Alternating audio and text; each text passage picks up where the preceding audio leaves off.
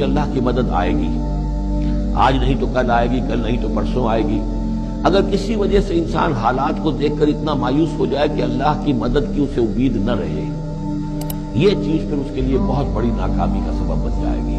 اللہ سے مایوس نہیں ہونا چاہیے، نہ لا تقنطوا من رحمت اللہ۔ ٹھیک ہے دیر ہو جائے کوئی حرج نہیں، لیکن یہ کہ یہ اللہ کی مدد آئے گی، اللہ جو ہے نصرت فرمائے گا، اللہ تعالیٰ ہماری مدد کرے گا۔ والذین جاہدوا فینا لنہدینہم سبلنا، جو لوگ ہماری راہ میں محنت کریں گے، جدوجہد کریں گے، ہم لازماً انہیں اپنے راستے دکھائیں گے۔ یہ اللہ کا پختہ وعدہ ہے، ان وعدوں پر یقین رکھنا چاہیے۔ لا انک لا تخلف المیعاد، اے اللہ ہمیں یہ اندیشہ نہیں ہے کہ تو اپنا وعدہ پورا نہیں کرے گا، خلاف کرے گا، ہاں ہمیں اندیشہ ہوتا ہے کہ ہم تیرے وعدوں کے مصداق بن سکیں گے یا نہیں، ان کا مصداق بننے کی شرائط پوری کر سکیں گے یا نہیں۔